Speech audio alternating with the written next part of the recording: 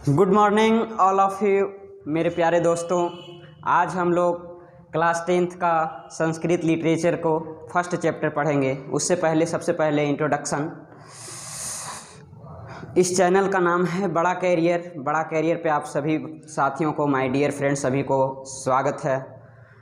और आज हम लोग संस्कृत लिटरेचर की शुरुआत करने जा रहे हैं। बहुत सारे लोग बोलते हैं संस्कृत काफ़ी टफ है, ऐसा कुछ नहीं है। संस्कृत एक ऐसा विषय है कि बहुत कम समय में पढ़कर इसे आसानी से काफ़ी अच्छा मार्क्स प्राप्त कर सकते हैं। और जिस प्रकार से राम के बिना अयोध्या शून्य माना जाता है, कृष्ण के बिना मथुरा शून्य माना जाता है, ठीक उसी प्रकार से हमारे संस्कृत के बिना संस्कृति शून्य मानी जाती है। हमारी जो सिविलाइजेशन है, जो हमारा कल्चर है, वो बिना संस्कृत के बिना शून्य माना जाता है। संस्कृत सभी भाषाओं की जननी है दोस्तों। आप लोग को बताना चाहूँ मैं कि 10वीं वर्ग में जो संस्कृत लिटरेचर का जो सिलेबस है, उसमें टोटल 14 चैप्टर को पढ़ना है। टोटल 14 चैप्टर में बेसिकली उसको अध्ययन करना है। बारी बारी से हम लोग चैप्टर का नाम जानेंगे। प्रथम चैप्टर का नाम है मंगलम, दूसरा चैप्टर का नाम है पाटलिपुत्र वैभव, तीसरा चैप्टर का नाम है अलस कथा, चौथा है संस्कृत साहित्य लेखिका, पाँचवा है भारत महिमा, छठा है भारतीय संस्कारा, सातवां है नीति श्लोका, आठवां की अगर हम लोग बात करें तो आठवां जो चैप्टर है वो है कर्मवीर कथा, नौवां है स्वामी दयानंद सरस्वती, 10वां मंदाकिनी वर्णम, 11वां जो हो गया व्याघ्रपथिक कथा, 12वां कर्णस्य दान वीरता, 13वां विश्व शांति, और जो हमारा आखिरी चैप्टर है उसका नाम है शास्त्रकारा। तो हम लोग आज स्टार्ट करते हैं संस्कृत लिटरेचर का फर्स्ट चैप्टर जिसका नाम मंगलम है। मंगलम को हम लोग आज स्टार्ट करते हैं और इसको हम लोग जानने की कोशिश करेंगे कि इसका भावार्थ क्या होता है, इसका फर्स्ट चैप्टर का मतलब क्या होता है, उसके बारे में हम लोग इन डिटेल में पढ़ेंगे आज की क्लास में। उससे पहले मैं आपको इंट्रोडक्शन देना चाहूँ। My name is Sushant Kumar, my nickname is Guddu. बड़ा कैरियर पर आप सभी दोस्तों का स्वागत है एक बार फिर से। फर्स्ट ऑफ ऑल अगर हम लोग बात करें संस्कृत लिटरेचर का प्रथम पाठ का, तो प्रथम पाठ का नाम है मंगलम।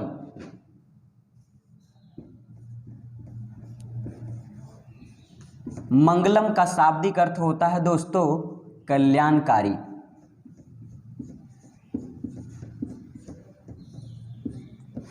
मंगलम का मतलब होता है कल्याणकारी। मंगलम का शाब्दिक अर्थ कल्याणकारी होता है। इसी कारण से हमारे संस्कृत लिटरेचर में मंगलम फर्स्ट चैप्टर का नाम मंगलम रखा गया। मंगलम का मतलब होता है शुभ आरंभ। और मैं आपको बता दूं कि इस चैप्टर मंगलम के जो राइटर हैं, मंगलम के जो रचयिता है, जिसको इसने लिखा है, जो रचा है, उसका नाम है महर्षि वेदव्यास। मंगलम के लेखक का मेरे दोस्त, मेरे भाई, अगर इसकी नाम की हम लोग बात करें तो नाम इसका है महर्षि वेदव्यास।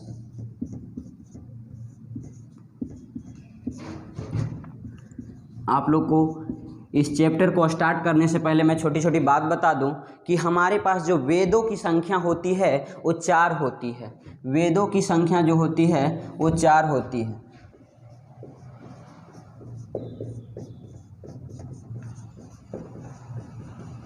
वेदांग की अगर हम लोग बात करें, वेद के छोटे से अंग को वेदांग कहते हैं। वेदांग की संख्या जो होती है, वेदांग की संख्या वो टोटल 6 प्रकार का होता है माय डियर स्टूडेंट। अगर हम लोग बात करें उपनिषद की, तो उपनिषद की कितनी संख्या है, अगर आपसे कोई पूछे कि उपनिषद का टोटल उपनिषद कितना है, उपनिषदों की संख्या कितनी है, तो उपनिषद की संख्या 108 है। पुराण कितना है, पुराण की अगर हम लोग बात करें तो पुराण जो है वो 18 है। ये सब छोटी छोटी बात आपको संस्कृत लिटरेचर पढ़ने से पहले आपको आना चाहिए।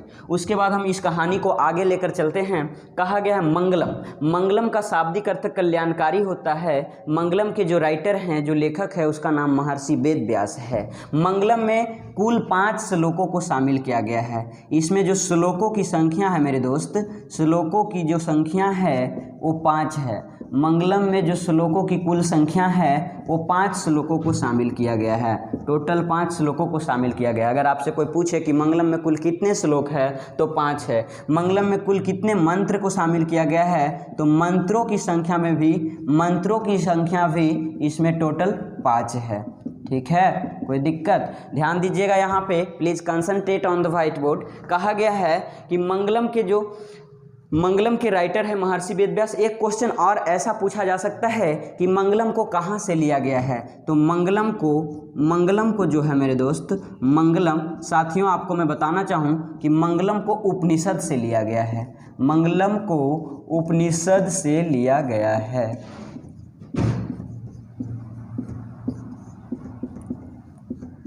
उपनिषद से लिया गया है। उसके बाद एक पॉइंट आती है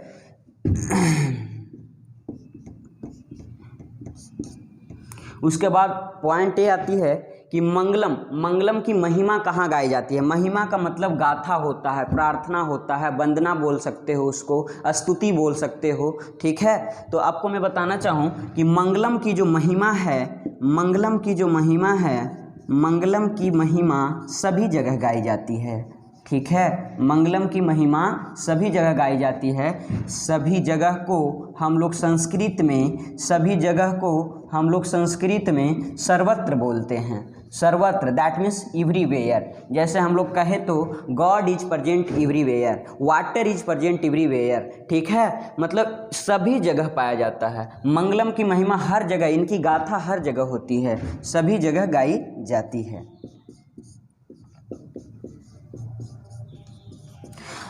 एक क्वेश्चन और बन सकता है इसमें कि मंगलम के राइटर तो महर्षि वेद व्यास है। अगर आपसे रैंडमली पूछ दिया जाए कोई, ठीक है, कि मंगलम के तो है लेकिन उपनिषद के रचयिता कौन है? तो उपनिषद के भी रचयिता वही हैं जो मंगलम के रचयिता है। अर्थात उपनिषद के जो रचनाकार हैं मेरे दोस्त, उपनिषद के रचनाकार को हम लोग महर्षि वेद व्यास के नाम से जानते हैं। उपनिषद के रचनाकार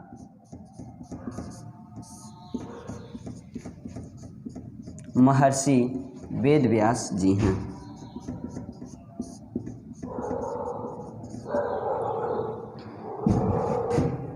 इस प्रकार से हम इंट्रोडक्शन जाना, हम लोगों ने प्रथम पार्ट को इंट्रोडक्शन जानने की कोशिश किया। ठीक है ना। अगर हम लोग बात करें फर्स्ट चैप्टर की, तो फर्स्ट जो चैप्टर है उसका नाम मंगलम है। एक बार फिर से हम इसे मेमोराइज करने की कोशिश करते हैं। एक बार चैप्टर पढ़ने से पहले मैं बता दूं कि वेदों की संख्या टोटल कितनी है? टोटल वेद 4 प्रकार के होते हैं। कौन कौन होते हैं? ऋग्वेद होते हैं, सामवेद होते हैं, अथर्ववेद होते हैं, यजुर्वेद होते हैं। वेद के छोटे से अंग को हम लोग वेदांग के नाम से जानते हैं और इसकी संख्या जो है वो टोटल 6 प्रकार की होती है। वेदांग टोटल कितने प्रकार के होते हैं? 6 प्रकार के होती है। शिक्षा हो गया, कल्प हो गया, व्याकरण हो गया, छंद हो गया, निरुक्त हो गया और ज्योतिष हो गया। ठीक है। उपनिषद की अगर हम लोग बात करें तो उपनिषद कुल मिलाकर 108 है हमारे पास और पुराण 18 है। हम स्टार्ट करते हैं। मंगलम का मतलब कल्याणकारी होता है। मंगलम के जो राइटर हैं, जो लेखक है, उसका नाम महर्षि वेद व्यास जी हैं। इसमें श्लोकों की संख्या टोटल 5 है। इसमें कुल 5 मंत्रों को शामिल किया गया है। मंगलम को कहाँ से लिया गया है? तो मंगलम को उपनिषद से लिया गया है। मंगलम की महिमा सभी जगह गाई जाती है और सभी जगह को संस्कृत में सर्वत्र बोलते हैं। उपनिषद के रचनाकार भी वही हैं जो मंगलम के हैं, दैट मीन्स महर्षि वेद व्यास जी हैं। ठीक है, तो ये था मंगलम का थोड़ा सा इंट्रोडक्शन। इसके बाद हम कहानी को आगे बढ़ाएंगे और हमारे पास टोटल 5 श्लोक हैं। 5 श्लोकों को हम लोग बारी बारी से जानने की कोशिश करेंगे। जब तक इसे नोट कीजिएगा। Time your taking, please time your taking.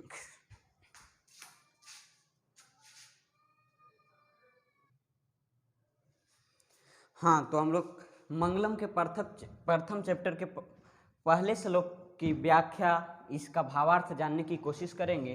First of all हम लोग जानेंगे कि हिरण्मयीन पात्र। पहले तो आपको प्रोनाउंसिएशन आनी चाहिए। श्लोक को पढ़ा कैसे जाता है, हाउ टू रीड।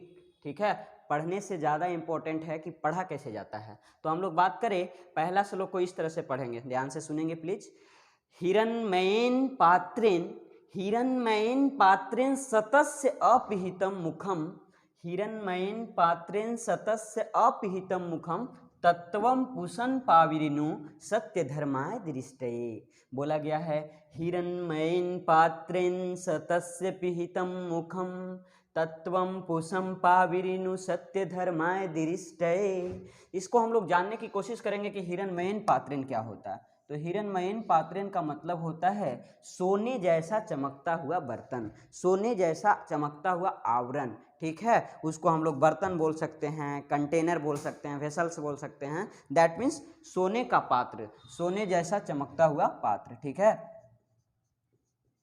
सोने का पात्र कहा गया है। सतस्य पिहितम, पिहितम का मतलब ढका हुआ होता है और सतस्य मतलब सत्य का होता है। देखिए दोस्तों, आपको मैं बताना चाहूँगा कि किसी भी वर्ड में अगर अस्य लग जाती है तो उसका षष्ठी विभक्ति होता है, जिसका मतलब होता है का, के, की। जैसे सतस्य मतलब सत्य का, सत्य के या सत्य की। सतस्य पिहितम का मतलब हुआ कि सत्य का मुख ढका हुआ, मुखम मतलब मुख। तो पहला लाइन को अगर हम लोग अरेंज करके बोलने की कोशिश करें तो इसको हम इस तरीके से बोल सकते हैं कि हे सूर्य, सत्य का रास्ता जो है, सत्य का मुख जो है वो ढका हुआ है। किससे ढका हुआ है?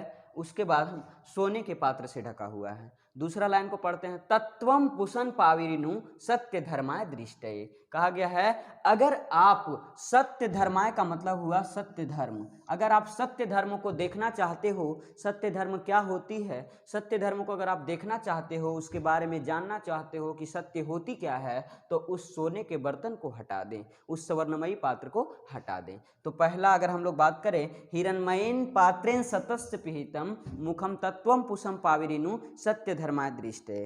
ठीक है, अगर हम आपको बात करें, कहा गया है कि एक बार फिर से मैं इसे समझाने की कोशिश करूंगा आपको।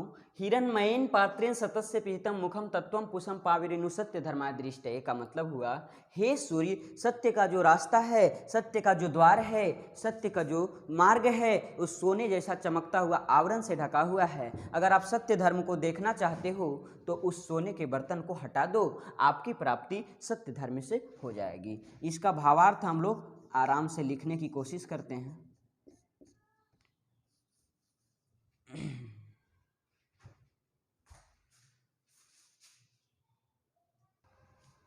हाँ, तो देखिए साथियों, आपको मैं फिर से बताना चाहूँ कि फर्स्ट श्लोक का जो भावार्थ है वो इस प्रकार से है। पहला फर्स्ट श्लोक का भावार्थ हम लोग जानने की कोशिश करेंगे। बोला गया है हिरण्मयेन पात्रेण सतस्य पिहितम मुखम तत्वम पुषन पाविरिनु सत्य धर्माय दृष्टये। मतलब हे सूर्य, हे सूर्य के बाद आप लिखोगे तो एक्सक्लामेटरी का सिंबल दोगे, संबोधन का चिन्ह इसको बोलते हैं। जो चीज़ यूनिक होता है, जो पेयरलेस होता है, उसके बाद हम लोग संबोधन का साइन यूज करते हैं। जैसे हे सूर्य, हे चंद्रमा, हे राम, हे सीते, नॉर्मल नाम के बाद में संबोधन का यूज नहीं होता है। हे सूर्य, तो इसका भावार्थ इस प्रकार से है, हे सूर्य, सत्य का जो मुख है, जो द्वार है, जो रास्ता है, जो पथ है, जो वे है, वो सोने जैसा चमकता हुआ बर्तन से ढका हुआ है, स्वर्णमयी पात्र से ढका हुआ है। ठीक है, अगर आप सत्य धर्म की प्राप्ति चाहते हो, सत्य धर्म को देखना चाहते हो कि सच्चाई क्या होती है, तो उस स्वर्णमयी पात्र को हटा दें, आपकी प्राप्ति सत्य धर्म से हो जाएगी। और ये जो उपयुक्त श्लोक है, जो फर्स्ट नंबर श्लोक है, वो ईशावास्य नामक उपनिषद से लिया गया है। ठीक है, ईशावास्य नामक उपनिषद से लिया गया है। हाँ, अगर आपको व्याख्या करने के लिए बोले तो आप इसको इसी में थोड़ा सा इंक्लूड कर देंगे कि प्रस्तुत श्लोक हमारे पाठ्य पुस्तक पीयूषम के भाग 2 से लिया गया है, जिसके रचयिता महर्षि वेद व्यास जी हैं, कवि महर्षि वेद व्यास के अनुसार। और उसके बाद आप लिखेंगे, हे सूर्य, सत्य का जो मुख है, जो द्वार है, वो सोने जैसा बर्तन से स्वर्णमयी पात्र के ढका हुआ है। अगर आप सत्य धर्म की प्राप्ति चाहते हो, उसे जानना चाहते हो, देखना चाहते हो, तो उस स्वर्णमयी पात्र को हटा दें, आपकी प्राप्ति सत्य धर्म से हो जाएगी।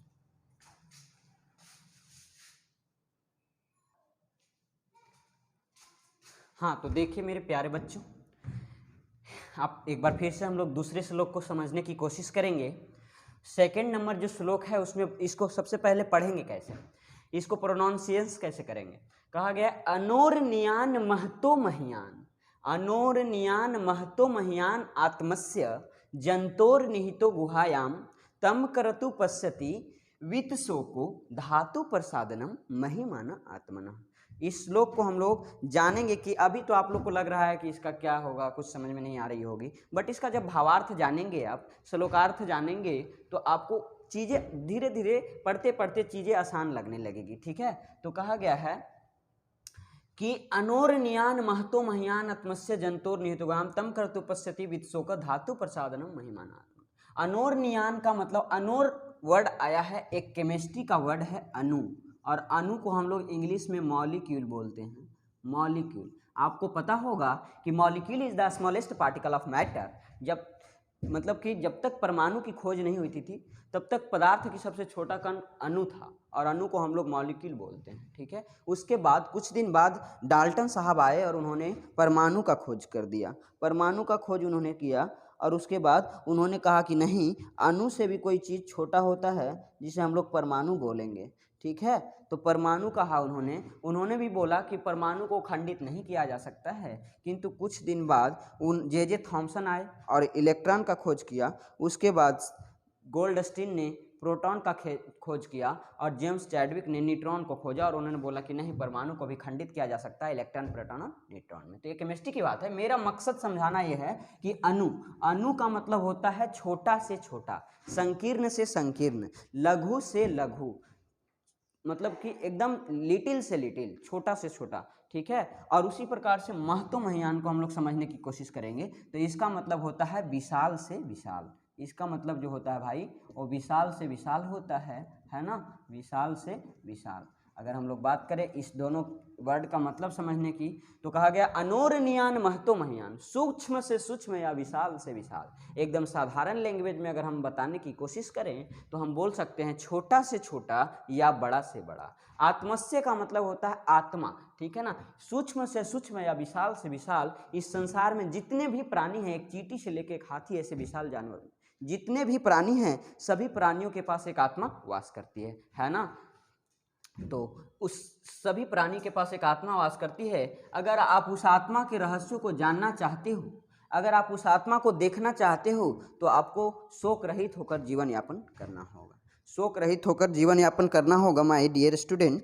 अगर आप उस आत्मा के बारे में देखना चाहते हो तो आपको टेंशन नहीं लेनी है। और एक बोला भी गया है कि चिंता से चतुराई घटे दुख से घटे शरीर, चिंता से चतुराई घटे दुख से घटे शरीर, पाप से लक्ष्मी घटे कह गए दास कबीर। अगर आप ज़्यादा चिंता करोगे, टेंशन में रहोगे, तो आपका क्लीवरनेस घट जाएगी। दुख करोगे, अगर किसी प्रकार का कोई दुख हो जाता है तो बॉडी मतलब शरीर घट जाती है। और कहा गया है कि पाप से लक्ष्मी घटे, कुछ गलत काम करते हो आप जो नहीं करना चाहिए, बड़ों को रिस्पेक्ट नहीं करते हो, किसी तरह का गलत काम करते हो, तो आपके घर में लक्ष्मी वास नहीं करेगी, है ना। तो इसलिए चिंता से चतुराई घटे दुख से घटे शरीर, पाप से लक्ष्मी घटे कहा गया। और इस श्लोक को जो लिखा है उसको कबीर बोलते हैं। तो हम लोग समझने की कोशिश करते हैं। कहा गया है अनोरनियान मतलब छोटा से छोटा, महतोमयान मतलब बड़ा से बड़ा, आत्मस्य जंतोर निहितो गुहायाम तम करतु पश्यति वित्सो को धातु प्रसादम महिमान। छोटा से छोटा या बड़ा से बड़ा, हर एक प्राणियों के हृदय रूपी गुफा में एक आत्मा वास करती है। अगर आप उस आत्मा को देखना चाहते हो, जानना चाहते हो, तो शोक रहित होकर जीवन यापन करें, है ना। हाँ, तो हम लोग सेकंड श्लोक को भावार्थ नोट डाउन करने की कोशिश करेंगे।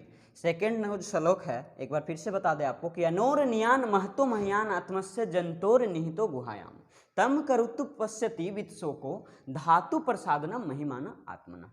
इसका भावार्थ है सूक्ष्म से सूक्ष्म या विशाल से विशाल। सूक्ष्म से सूक्ष्म मतलब हुआ, कहने का तात्पर्य ये हुआ कि छोटा से छोटा, छोटा से छोटा, लघु से लघु, संकीर्ण से संकीर्ण या विशाल से विशाल, बड़ा से बड़ा। इस दुनिया में जितने भी प्राणी हैं, इस संसार में जितने भी जीव जंतु हैं, जितने भी क्रिएचर्स हैं, सारे प्राणियों के हट में, दिल में एक आत्मा वास करती है।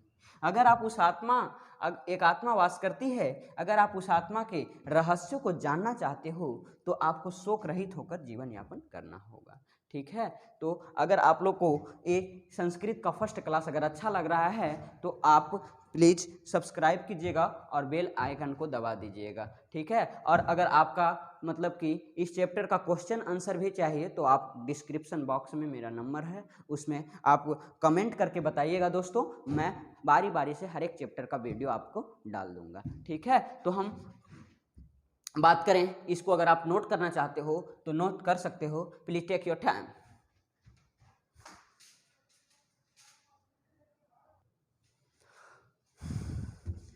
तो हम लोग एक बार फिर से जो भी कुछ अभी तक पढ़े हैं, 2 श्लोक में हम लोगों ने पढ़ा है, वो दोनों श्लोकों को एक बार फिर से हम लोग रिकॉल करने की कोशिश करते हैं। और मैं आपको बता देना चाहता हूं कि आज का हम लोग का जो संस्कृत लिटरेचर का जो फर्स्ट चैप्टर है, उस चैप्टर का नाम था मंगलम, जिसको हम लोग प्रथम पाठ मंगलम है। मंगलम का मतलब कल्याणकारी होता है, मंगलम का शाब्दिक अर्थ कल्याणकारी होता है, शुभ आरंभ भी बोल सकते हो आप, है ना। तो मंगलम में सबसे पहले हम लोग जानेंगे कि मंगलम के राइटर कौन है। मंगलम के जो राइटर हैं, जो रचयिता है, जो लिखने वाला है, जो रचने वाला है, जो इनके ऑथर हैं, उनका नाम है महर्षि वेद व्यास जी। आप लोग को पहले भी पता होगा कि मंगलम के राइटर महर्षि वेद व्यास जी महाभारत को भी उन्होंने ही लिखा है। और महाभारत के भी अगर हम लोग बात करें तो महाभारत के भी रचनाकार जो हैं वो महर्षि वेद व्यास जी हैं, है ना।